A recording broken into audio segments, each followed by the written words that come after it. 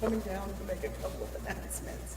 What makes the Greater Louisville Ram Dealers Truck Month such a big event? First of all, we've got a huge inventory to choose from. And secondly, we're cutting some crazy deals. Returning FCA US lessees can purchase a new Ram 1500 Bighorn Crew Cab 4x4 and get $10,750 in total values. Or competitive lessees can get $5,750 in total values on Ram 2500 Laramie Crew Cab 4x4s. So it's good to see you here for the SMART offering. This is our second session on intuition and the continuation of our program from January. I wanted to make you aware of a couple of things that we have coming up. In March, SMART is going to be partnering with the Office of Community Engagement and Diversity to bring bystander training. They were working actually on bystander training program, and we were going to do it in our April program, and we just decided to bring them together. So make sure that you mark your calendars for March 8th for bystander training that will be brought as a part of our SMART program. And because we're partnering with the Office of Community Engagement and Diversity on that program, we're going to have two programs in March. So at our regularly scheduled Wednesday, I guess we're Wednesday or Thursday, you should have a flyer that comes out, an email that tells you we're going to have a writing workshop, business writing workshop, that will be brought by the Writing Center at U of L. And so keep your eyes peeled for emails going out on that. Some time back, we had a program on implicit bias. The Office of Diversity and Inclusion at the HSC came and talked to us about what implicit bias is and how it's just stuff that gets into our code somehow, and it becomes a part of the lens in which we filter things. And then we've had Dr. Dave McIntosh come and present about then how we get that implicit bias when he talked about the cycle of socialization. And now we're going to revisit the implicit bias, and we'll be sending an email out on this, but what we want to encourage you to do is to take the implicit bias instruments. They're online, it's free. You go in, you set up an anonymous account, and then it's just very simple. You use your fingers to take this exercise that links certain images with certain ideas, and you don't have to share with anyone the results of your taking the bias instrument. But what we want you to do, and we'll be sending an email out to all of the staff asking about taking this instrument, and with it we'll have a little worksheet. And as you complete the instruments, some are on height, some of them are on gender, some of them are on physical ability or disability, some of them are on race, some of them are on religion. As you do these different instruments, we want you to keep up with what your results were. You don't need to share them with your neighbors, you don't need to share them with anybody, but just know what your results are. And then in the fall, we're going to have some opportunities to then see what our stuff is. And so we're going to do that by bringing in those little eye clickers. Everybody will have their own eye clicker. And when we get to the bias instrument that we're asking about, you'll just enter what your results were. Nobody else will see it, and it'll go into an aggregate. Nobody knows it's you. We're just going to randomly hand out the clickers, but we'll begin to see what our biases are or aren't in our community, that is the School of Medicine, and then we'll have some facilitators help us work through, so what does that mean in our culture? So if I have a bias against short people, and I am clicking that, and we discover that 80% of the people in the room who work at the School of Medicine have a bias against short people, then we need to have a discussion about what does it mean then to be a short person in our community, and so start working through our issues as they come together in a collective sense. And so I want to encourage you to keep an eye out for that email, and it will take some time. I think each assessment is less than 5 minutes, but there's about 12 of them. So if you spread it out over the course of a month or two, and we're going to give you that much time, then you should be able to work through all of the assessments. And we want to give everybody an opportunity to do that, so we'll be sending out an email.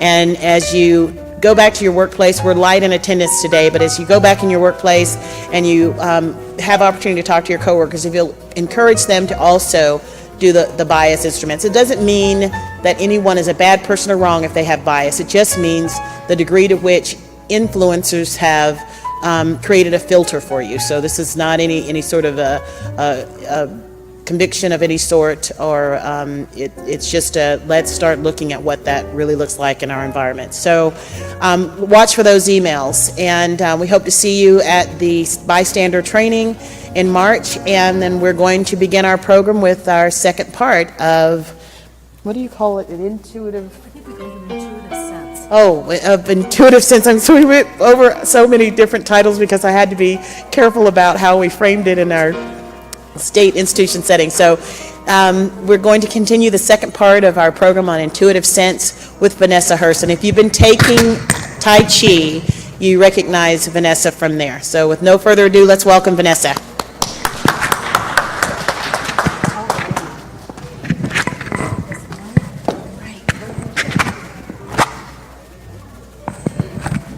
Okay, well, welcome back. So I just have to ask, did anyone practice? A little bit. Okay, excellent.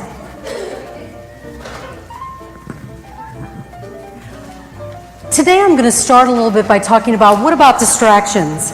They're really created by our triggers. They draw us away from what's really happening. And so what happens is, whenever we're distracted, we get emotionally hijacked, and then just a lot of things happen to shut us down, so we're not really able to see exactly what is happening. The distractions are what Buddhists call as Shempa. And before I start with this, how do I get out of here? Many distractions. And this is one distraction, but we're going to fix it. Oh, there you go. Is this what you want? That's what I want. Okay. Excellent. Okay. So the distractions are what Buddhists call as Shempa, which basically is what hooks us. So if you spend just a few minutes thinking, I'm sure all of you can think about at least one thing that is guaranteed to hook you and draw you out of the present moment instead of making you very aware. And when those distractions or that Shempa pulls us out of the present moment, we miss our intuitive cues, or we don't hear that guidance that is a part of us all the time. I talked a little bit about Jill Bolte Taylor, who wrote My Stroke of Insight last month.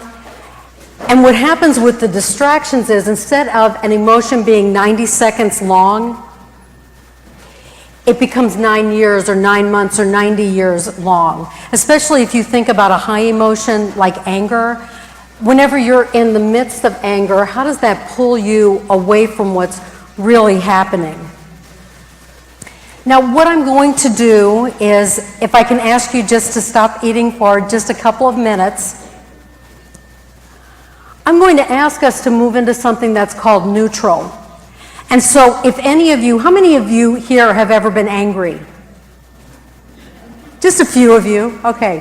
What we're going to do is we're going to go through an activity that's called finding your neutral.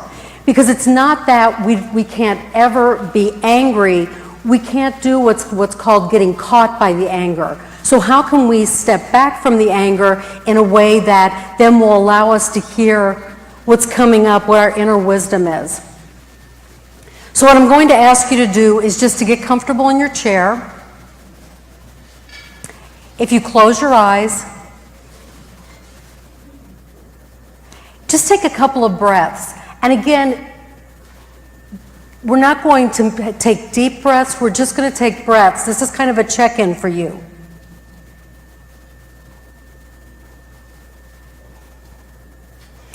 And so as you breathe, I want you to become aware of your body.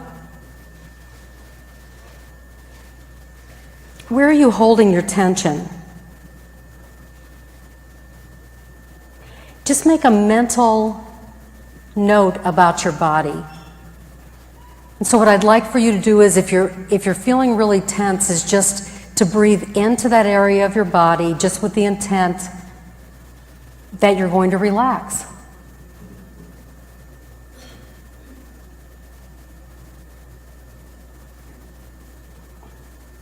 You can just note if you're having monkey mind today, just breathe into that, allow that to just relax. And now I'm going to ask you to think about something that's really upsetting for you.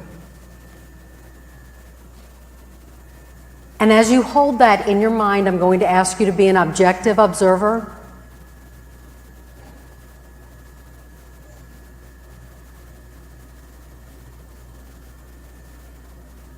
To see if you can describe kind of where's the location of that feeling.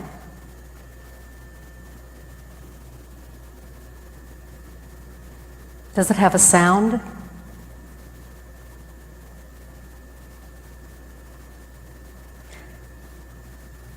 Does it look like something?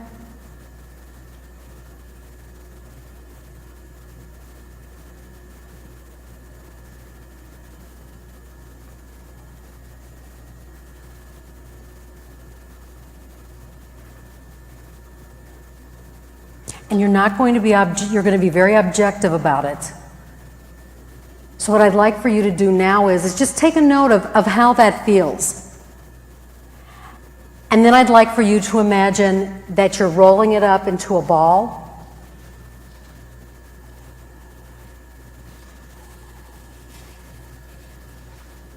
Just take all of that negative, upsetting emotion out.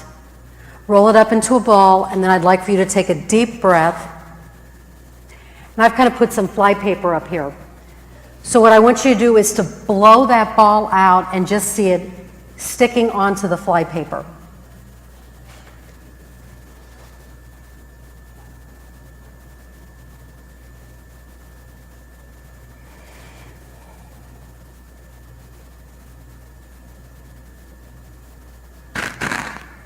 Now I'm going to invite you to just return to your breath.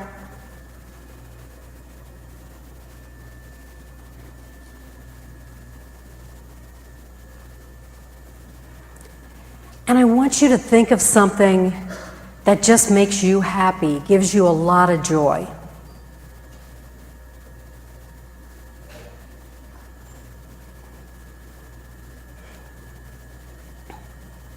And again, I want you to ask yourself, where am I holding that in my body? And maybe you're not holding it in your body, maybe you're holding it outside. But just notice how that makes you feel. Again, is it giving you a particular sensation?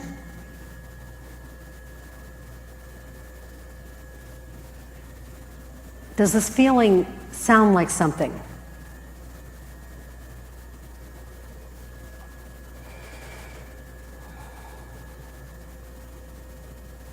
Maybe it has a particular smell or taste.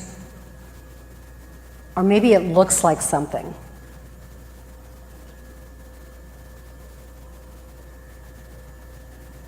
Just notice without judging and without defending, just kind of notice how that happy feeling makes your body feel.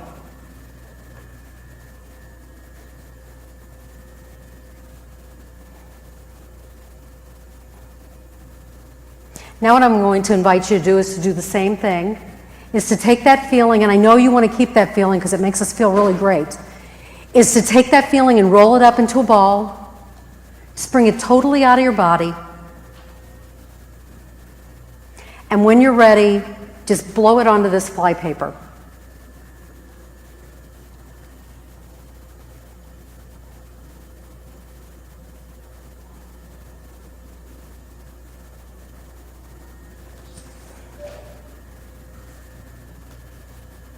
Now I want you to think of a thought that you don't have any feelings about. And to give you an example, I always think about the Detroit, Michigan football team because I really don't care about football. And I don't even know what the name of the football team is. So I just hold that thought in my mind. So find something that you just are neutral about.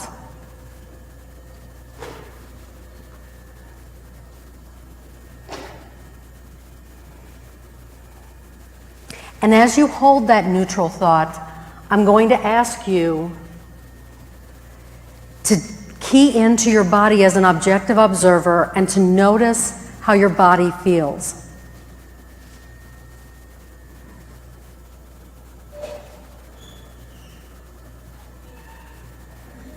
Ask yourself, does it feel different from the high negative emotion?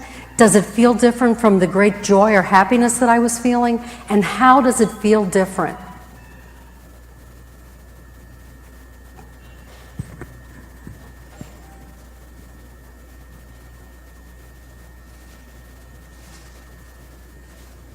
Now what I'm going to invite you to do is to remember that feeling.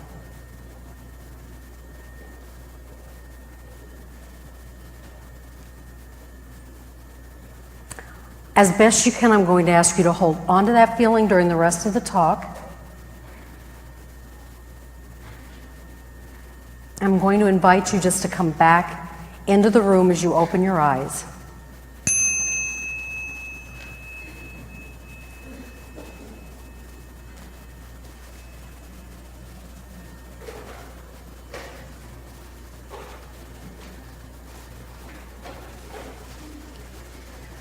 What we did was a practice called neutral. And if you can hold neutral, if you can feel where you felt that, can I ask anybody, would anybody be willing to tell me how neutral felt for them? Did you feel anything different? Some of you are saying no. Not much? Just blah? I tell people that when I feel neutral, I feel an absence like right here in my abdomen. It just feels empty. And so what I've discovered is that when I start getting a high emotion, when I start feeling angry about something, or even when I'm carried away in great joy, if I can remain in neutral, being an objective observer, then I'm less likely to react about what's happening, and I'm more likely to hear what my intuition is telling me how to respond. And so if you didn't quite feel something, what I would say is this is something that you can practice, but it really helps you stop from reacting and maybe see the little things. Maybe somebody gets really angry at you and you recognize it's not about me. This person's really having a bad day. So instead of yelling back at them, you ask them the one question that's totally going to diffuse the situation. But if you're not in neutral, you aren't able to do that. and you aren't able to listen to that intuitive sense that is kind of giving you the clue of what to do things. So last month, we talked about the first two aspects. We talked about the physical and the emotional aspect. And just as a reminder, the physical aspect of intuitive sense is really about self-renewal. So it's about doing good things for yourself so that you are in the moment. It's about paying attention to when enough is enough. The emotional aspect, it's that it either helps or hinders us in identifying our intuition. And so again, if we go back to the Buddhist term Shenpa, it's what hooks us and what distracts us. And if we can be an objective observer, most of the time when I have a distraction, what I often ask myself is how can I stop those grappling hooks from attaching themselves to me? And sometimes it's as easy as a visualization that there are 3 forms of matter. So how can I either become liquid or vapor so that is just not even going to affect me? And so if you even visualize that it's not going to attach itself to me, you can see what's below that. Shenpa emotionally hijacks us, and it diminishes our intuitive awareness. Intuition or intuitive sense really isn't anything extra. And if you don't take anything away from the 2 sessions, I hope that you can take that away.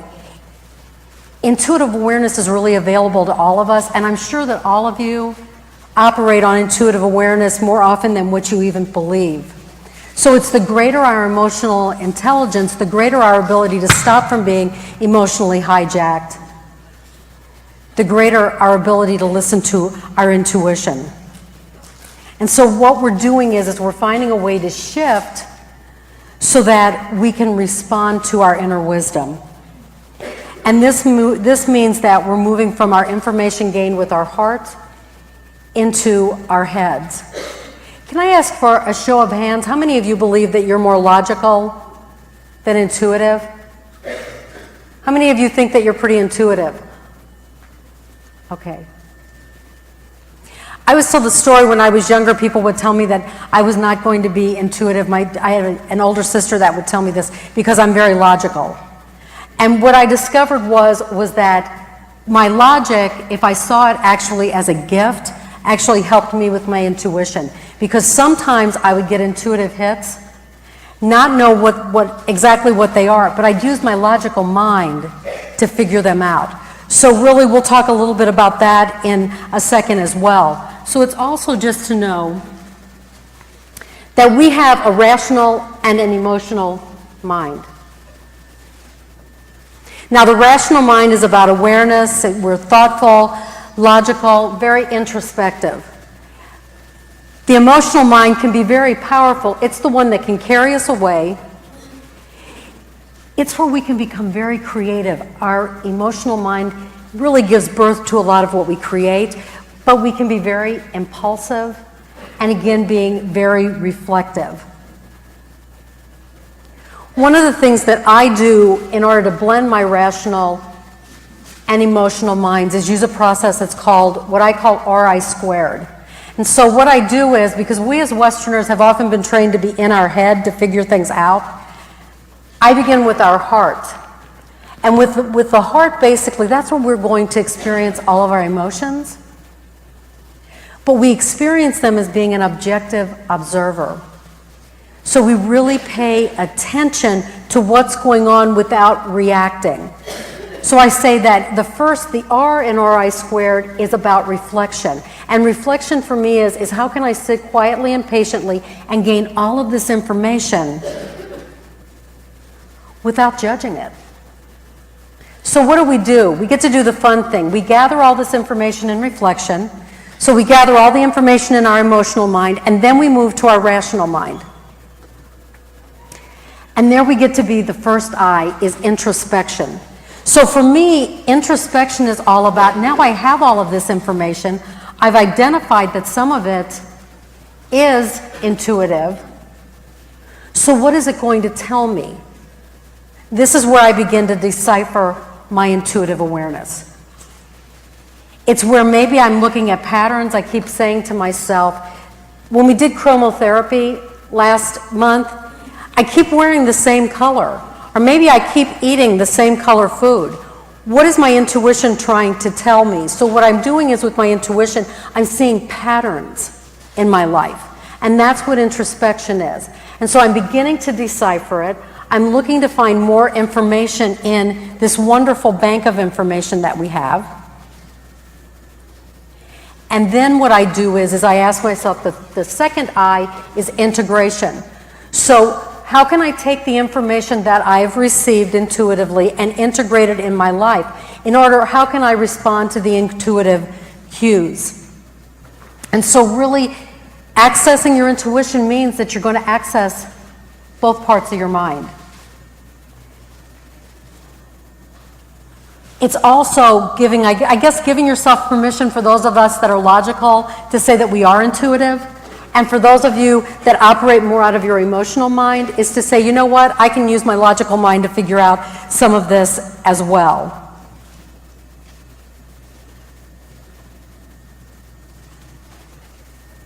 So it's really in our mind where we are aware. And if you look at just this spiral here, all of the information that we're given constantly, and if we're not in the moment, we miss so much of our information.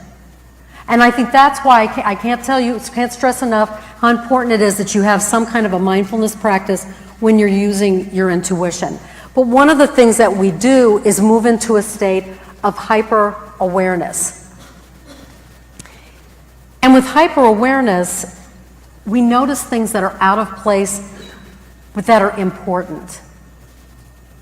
So maybe we're driving along and we're just drawn to something in the street that might not make any sense unless we use both of our minds.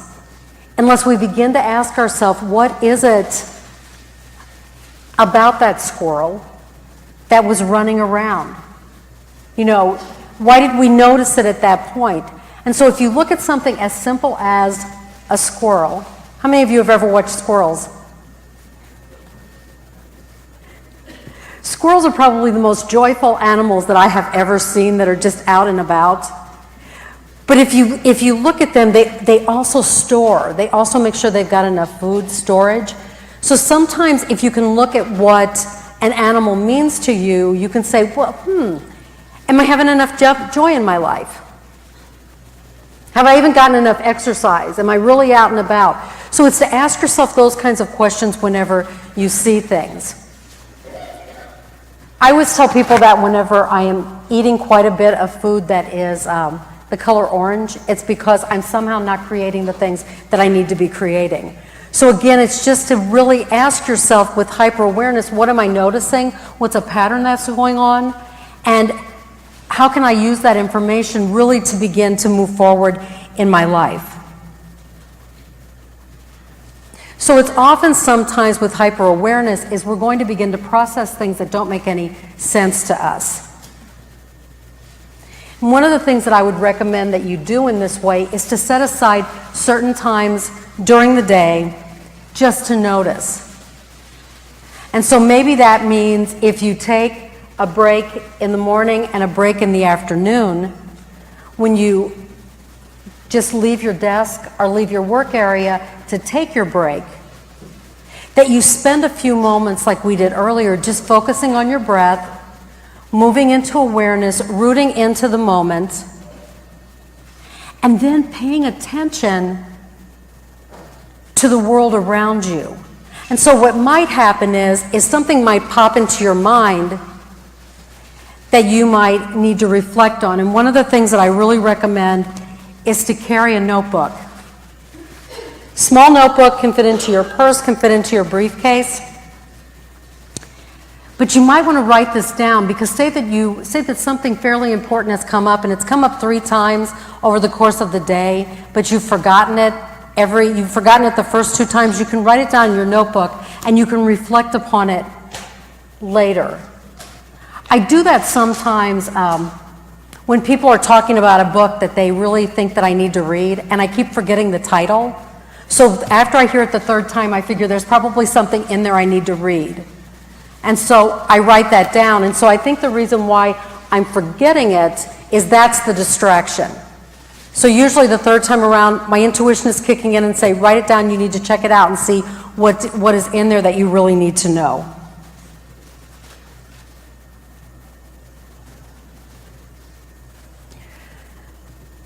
So when we're in our minds, not only are we in something that's called meta-awareness, or hyper-awareness, we're also in meta-mood. And that's when everything seems larger than life. Have any of you ever experienced a time where almost everything was almost too bright for you? And I'm going to say, not even just sight-wise, but even things sounded really, really loud.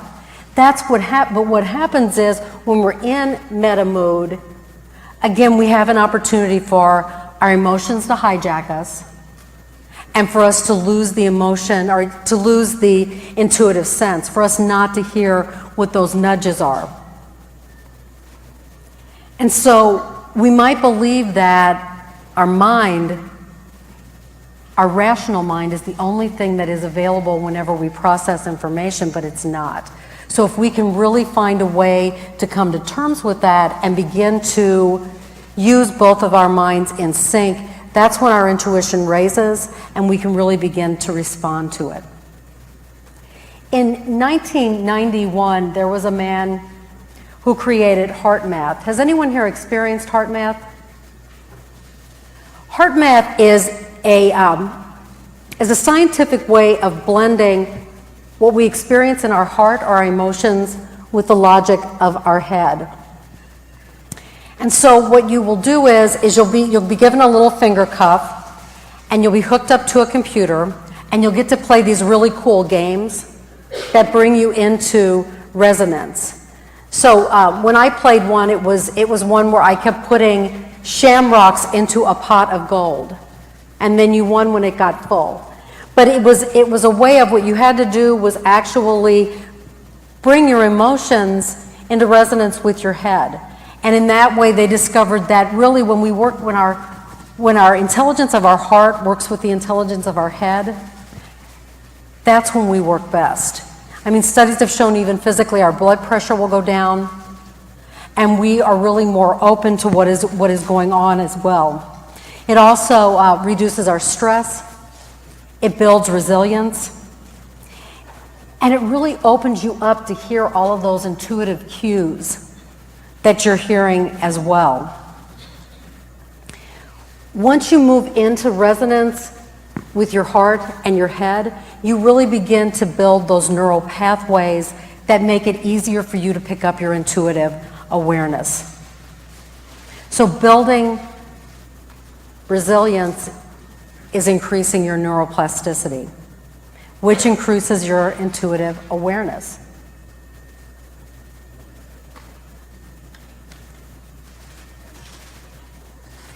So again, if you move your heart and mind, move into resonance, you decrease your emotional hijacking and you increase your emotional intelligence. And that's probably the most important thing that we can do when we're listening to our intuition, is be aware of all of those triggers. Be aware of when somebody's going to poke you, what happens as a result of that. When our emotional hijacking is decreased and our emotional intelligence is increased, that's when we really can do what I call identifying those intuitive cues. So if it's a matter of as simple as you're driving down 64 going downtown and you get this little nudge to get off at Grinstead and take the surface roads, you don't have to know why, you just do it. Or if you get into a situation where you meet somebody socially and you think, you know what, there's something that is telling me that I don't need to have a friendship with this person. Has anybody been there? I think we've all been there. The key is to tell yourself it's okay to say no with your intuition and not knowing why you're saying no. And that's what's trusting it. It's also, once you identify those intuitive cues, is to begin to decipher it. So what I always ask myself is when I get a nudge about another person, is I usually sit with that and ask myself what was triggering that. And so sometimes it's as easy as saying I'm getting a funny feeling in the pit of my stomach. Other times I can tell you it's something they said. But for me, it's to sit down and decipher that, the second part of really using our intuitive sense.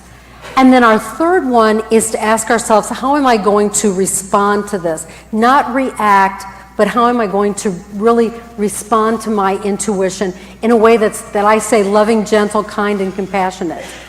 That's what and even kind and compassionate to ourselves as well. And in that way, we move easily beyond the distractions because we name the distractions. That's what the important thing is we can't move beyond them unless we really name those distractions. How do we name those distractions? Okay.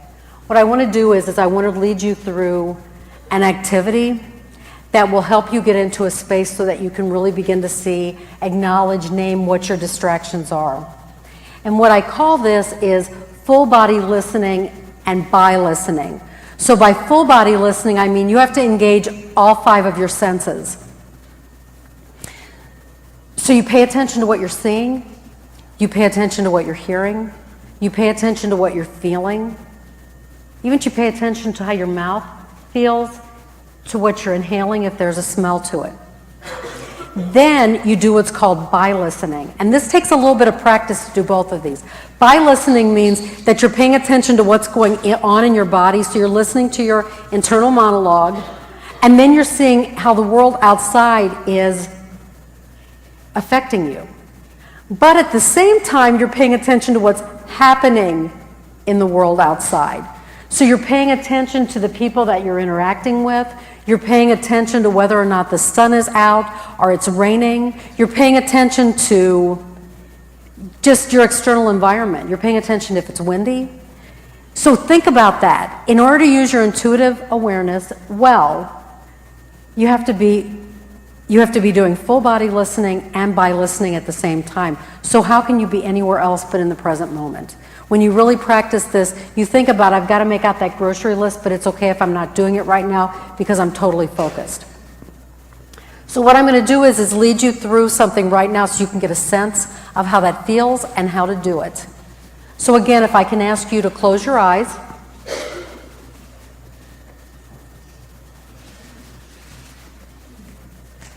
And just focus on your breath. Your breath can give you a lot of information about what's going on and if you can get into neutral. Now what I'd like for you to do is just envision the air as it breathes, as it enters your body, flows through your body.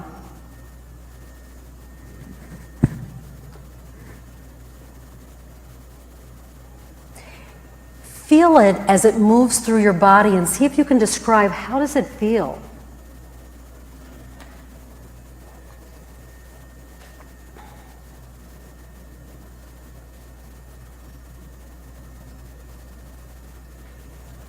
Now I want you to ask yourself, what does my breath look like? If I drew a picture about my breath, what would it look like?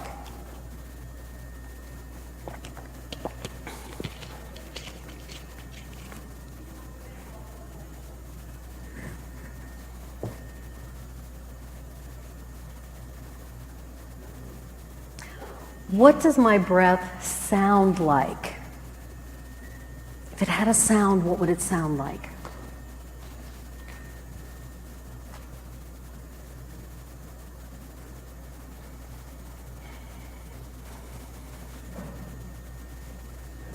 What does your breath taste like?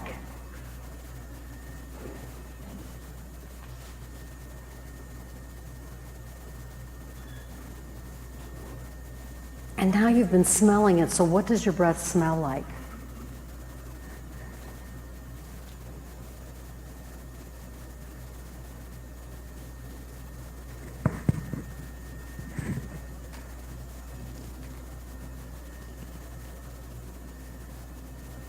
Now what I'm going to invite you to do is to see if you can bring up neutral and to allow the distraction of your breath just to fall away. And ask yourself, what's behind the distraction of the breath?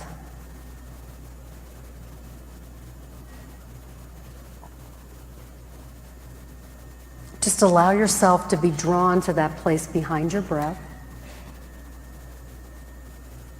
This is the place where your intuition thrives.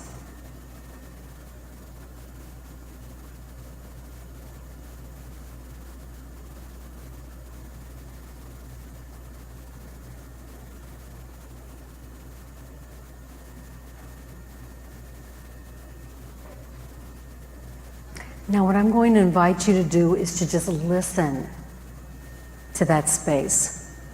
And again, we're going to do full body listening, so you're going to listen with your entire being. Is there something that's surfacing out of that place?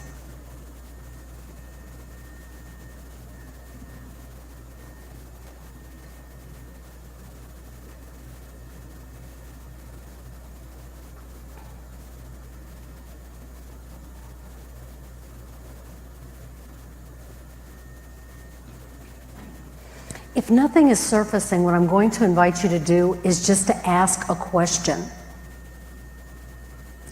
Maybe it's something that you've been wondering about. Ask the question and then just sit in that space and see what surfaces.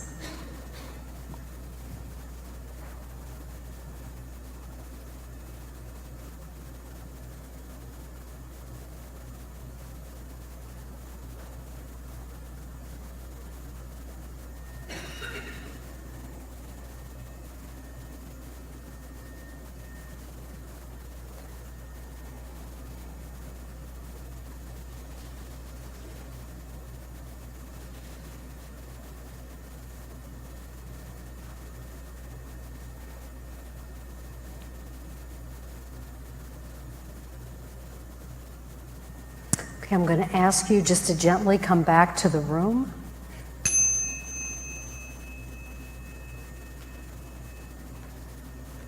And if you got something that you're not really sure what it is, what I'm going to encourage you to do is to write it down. And then maybe this evening, if you can't quite figure out what it is, journal about it. If you still can't figure out what it is, I'm going to give you my contact information and we can talk a little bit about it.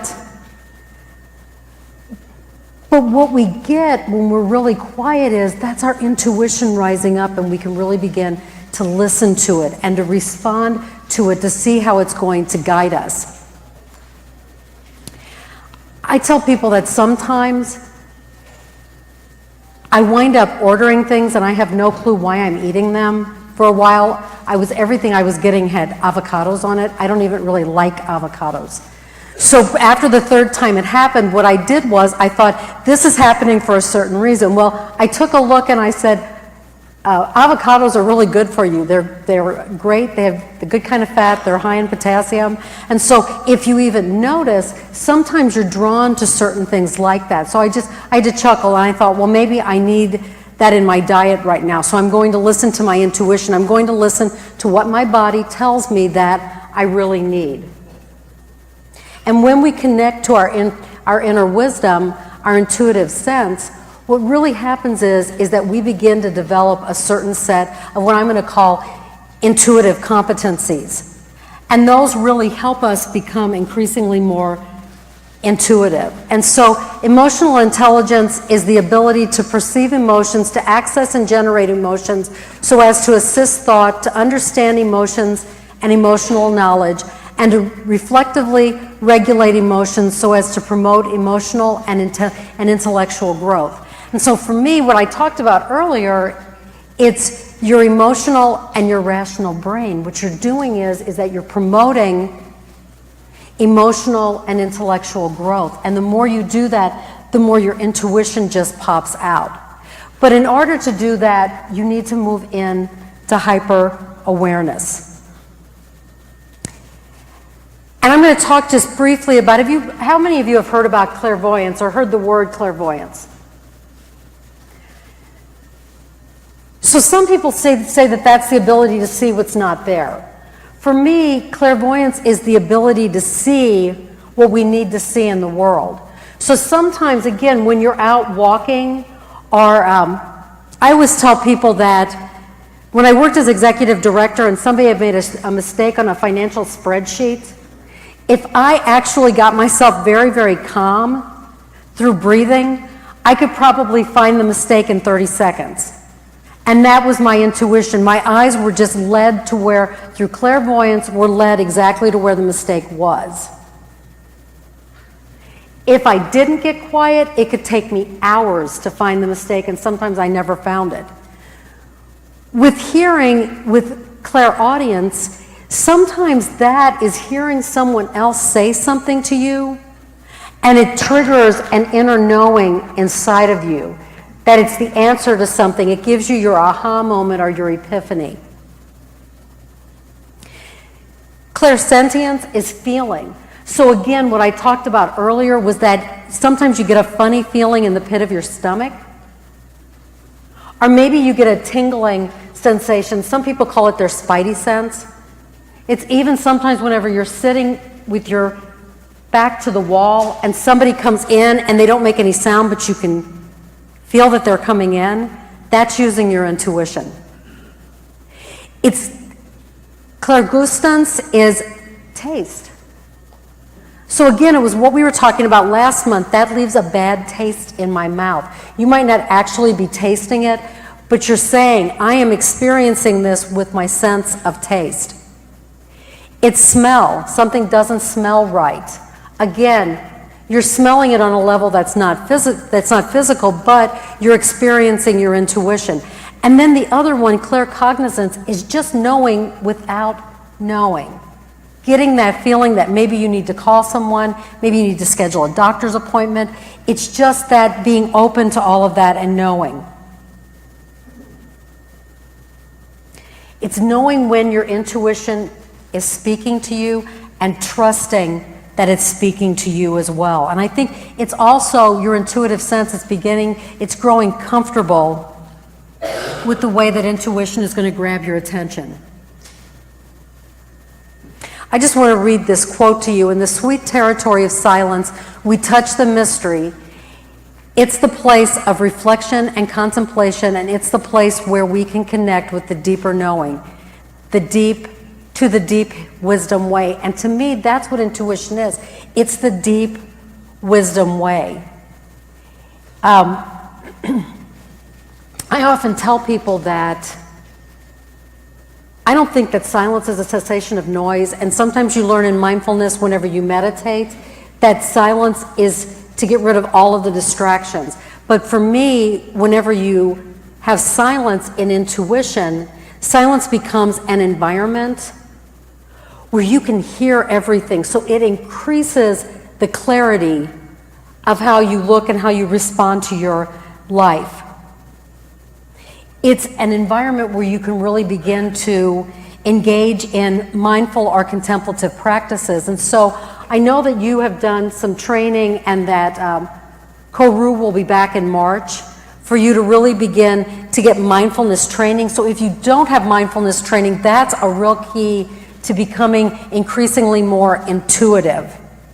And in any way that you do that, some of you that I recognize are in my Tai Chi classes, I know that there are yoga classes, but sometimes cooking can become a very mindful way of engaging. So anything that you can do really to create and sustain an environment of mind or an environment of silence is just really important. And so if we return to being in hyper-awareness, is to ask yourself, how do I experience those things? And that sometimes I think becomes very important for each of us, is to begin to ask those questions and then to acknowledge how we do it. Because the more that you acknowledge that you're intuitive, the more your intuition will really increase. And I'm going to tell you that probably you use all of these to a certain extent. What you will generally find is that one of these will be stronger than the others. So what I like to do is I like to practice on the one. I think probably we all know without knowing why. So really begin to practice and to tell ourselves, this is how I was using my intuition. And then in time, you'll begin to discover how the many other ways that you're using your intuition. So I said that the important thing was for you to practice engaging in the silence and just listening to what happens. So what I want to do is just do a quick activity, and this one you can remember and do on your own whenever you think about it. So I'm going to have you close your eyes again. And I want you to breathe. And as you breathe, let's just do a quick check-in.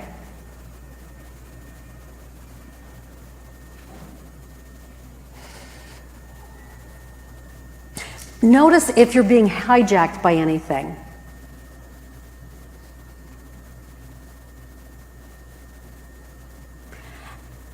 And then just breathe out whatever, if it's an emotion, if it's a thought, whatever it is, just allow that to breathe out and to leave yourself in that place of silence where you have an increase of clarity.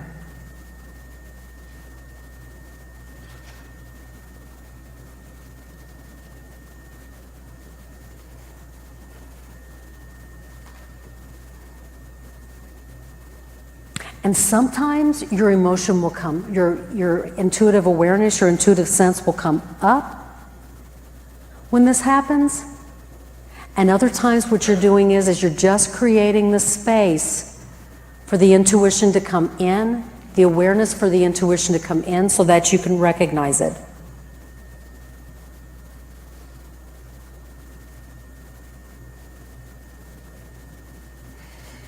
Then I'm going to ask you to come back.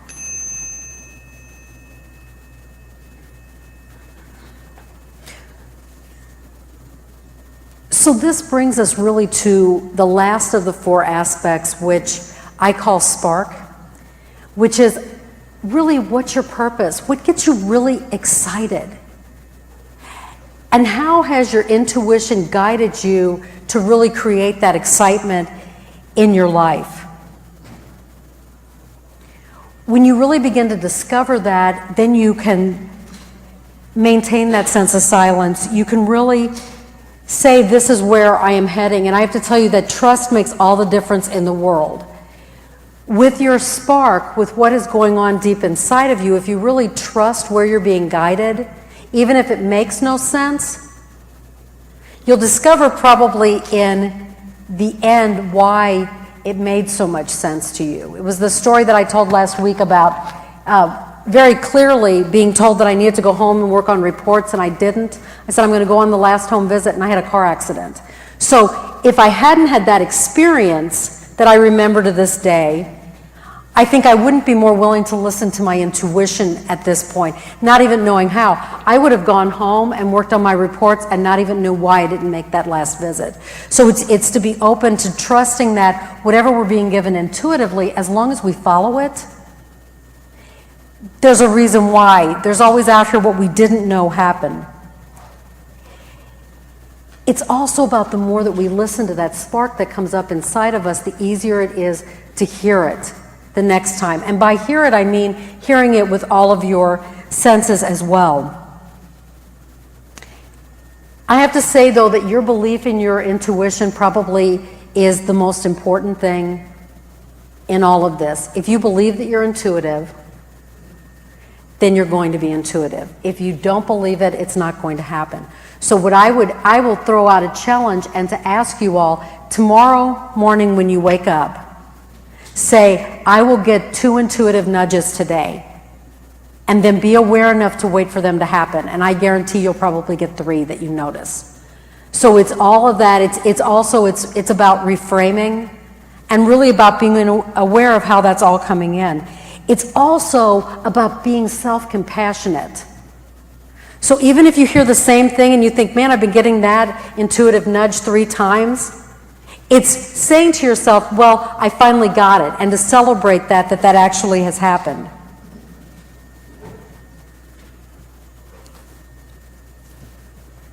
This is just another way of looking at how we process information. Now, Right brain thinking is intuitive, spontaneous, emotional, nonverbal, visual, artistic, holistic, playful, diffuse, symbolic, physical. That's the one that they used to say we got all of our intuition from. The left brain is analytical, linear, explicit, sequential, verbal, concrete, rational, active, and goal-oriented. When you use both sides of your brain, the corpus callosum thickens, and you increase your neuroplasticity. So I will tell you, I can't prove this, but it makes sense to me that the more we use both sides of our brain and we thicken the connections between the two sides of the brain, the more likely we are to be intuitive. Which is why I think that I'm able to use my intuition and be very logical about what I do, is because I use both sides of that. And so this is really about improving your neuroplasticity.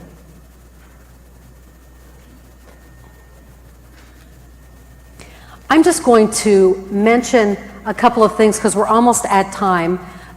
Mention just a couple of things that you can try, and you might want to write these down. Have any of you ever tried writing with your non-dominant hand? If you try writing with your non-dominant hand, that's one way to kind of bounce your intuition.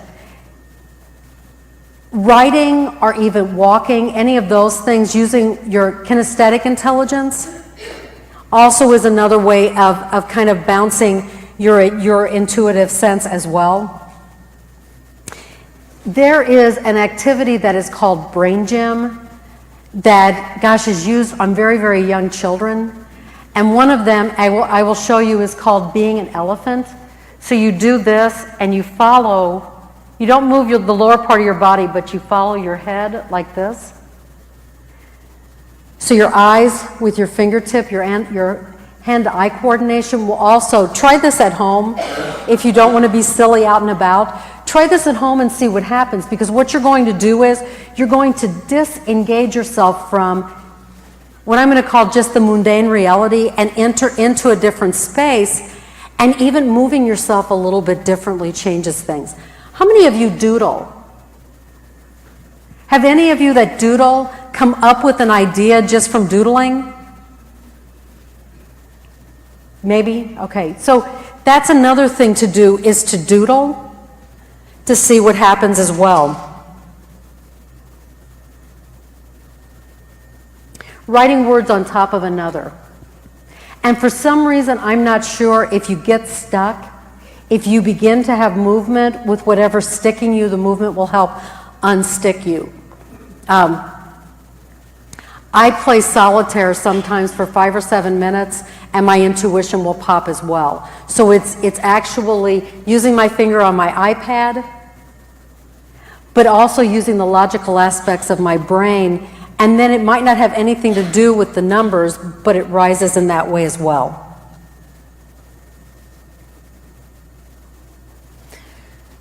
So what I want to just recommend, if any of you are looking for ways to strengthen your awareness via your intuitive sense,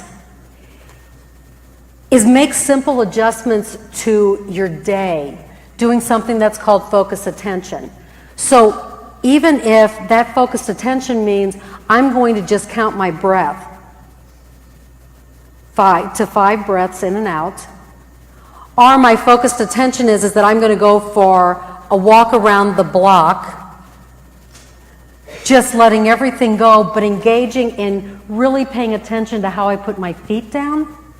That's another way of being focused attention. It can be very spontaneous when you do it.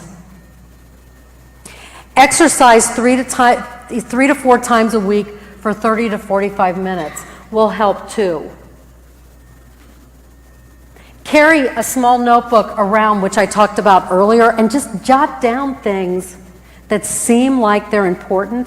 If you don't have time to figure out why they're important, if you write them down, you can return to that. And so even if you're not a journaler, ask yourself just to spend 5 minutes, and you can set a clock, just spontaneously writing to see what comes up with that. Mindfulness practices are so important. So whatever mindfulness practices you have, and switch it up, try different things. Give yourself 10 minutes a day where you just process your nudges, or you celebrate when you identified and responded to those nudges. The most important thing, though, is to really realize that this is a work in progress, and so the more you practice, the more you're going to get. And really know that brain plasticity is a two-way street. It's just as easy to generate negative changes as it is to generate positive changes. And so if I remind you, when I started all of this, when I took the first intuitive training class that I had, I knew the instructor said to us, come back next week.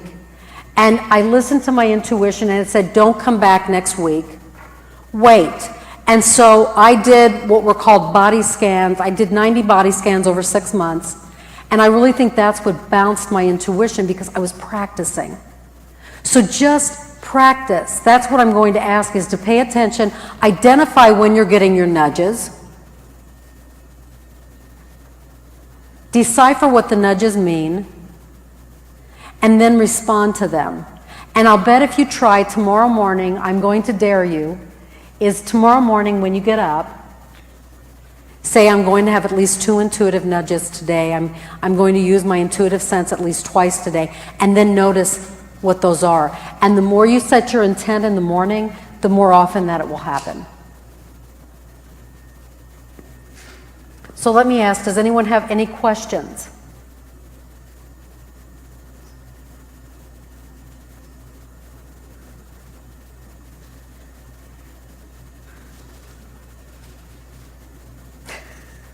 All righty. Well, if you have questions, I'll be around a little bit afterwards if you'd just rather ask me one-on-one. But thank you very much.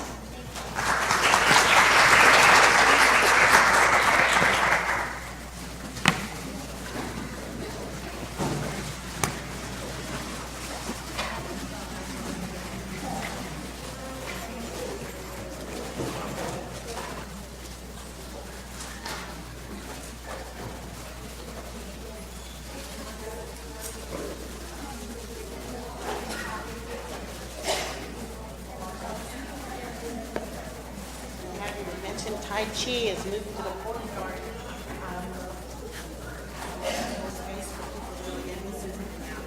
Okay, good. Because I was going to say, because that...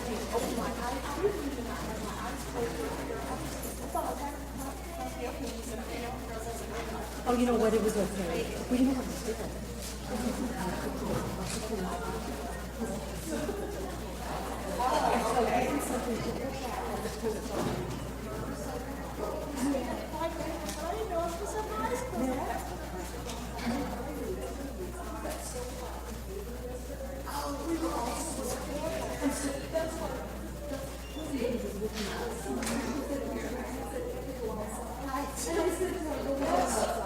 Yes, Mabel was hot. It's hot again today. Well, it's supposed to be 54 at my place. We might have to go back to Able on Monday. I'm not going to. Okay. I sent a note to our IT folks. I'll just say if it's raining, we're still able. It's not raining. Yeah, but I decided, it's spring. Would you by 9:30 or so, just shoot me if it's sort of overcast but had rain, or just if it looks like it's questionable. And I'll look at the radar and I'll shoot you a note, but yeah, I think it. No. Hold on a second, no. So send a note to Taylor. Yeah, I'll send a note to Taylor. Yeah, but I was gonna say, we'll do it that way, Karen, because I just figure, I think that we're gonna have one wet snow, but I think that's it. But I don't think that, I don't think that it's going to, but I don't even think it's gonna be cold. I bet anything it's gonna be in high, so it's gonna be one of those nasty, wet snows. That's what I'm thinking. Hello, sir. How are you? Kind of scary. Have you ever done any study with Eckerd College? Yes, I have. I haven't done study with him, but I've read his books. Yeah, The Power of Now. Yes. Yes. I'm on my fifth or sixth pass listening to the audio. Oh, cool. You know what? I really like that book because it has a little bit of a lot. Yeah. It just gives you, so you can pick out where all this philosophy is coming from, but he blends it nicely. Yeah, he does. It's pretty interesting. Commentary on the state of the world too. I'm gonna have to go back and, I actually have two of those books, but somebody gave me one, and I got it, I'm gonna go find it again and read it. But it's an easy read too. Yeah. And I've watched some of his videos too. He has a subscription service. Okay.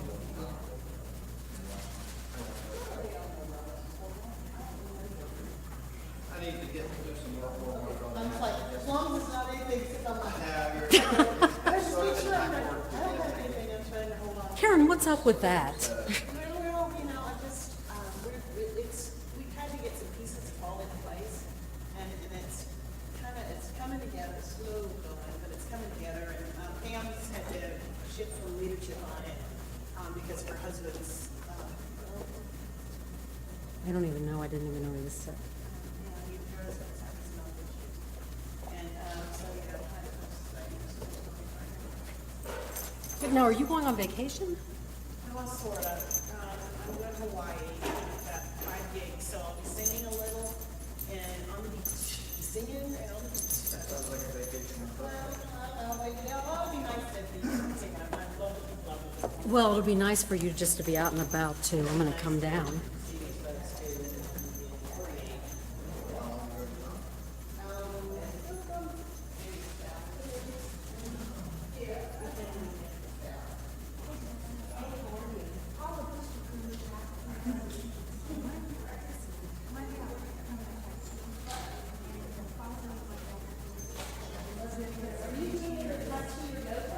I'm not.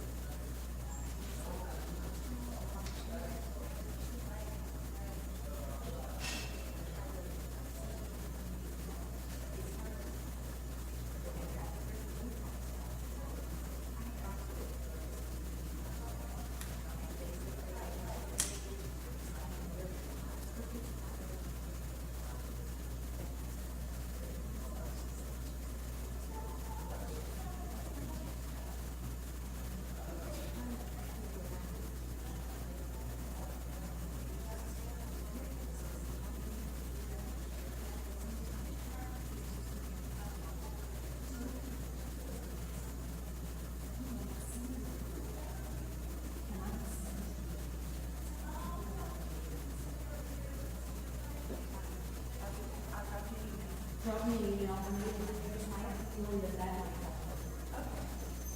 Thank you, especially because now is a really crazy time because everybody is upset in the world. So a lot of crazy stuff is happening. But it's good to see you. Your friend is coming. Right? One of the women is your friend, right? You're helping her with her. She's my boss. Okay, well, she's still coming. Yeah, she's very interesting. And she's doing good. Because I like a great group of people this time. Do you do a group of people, right?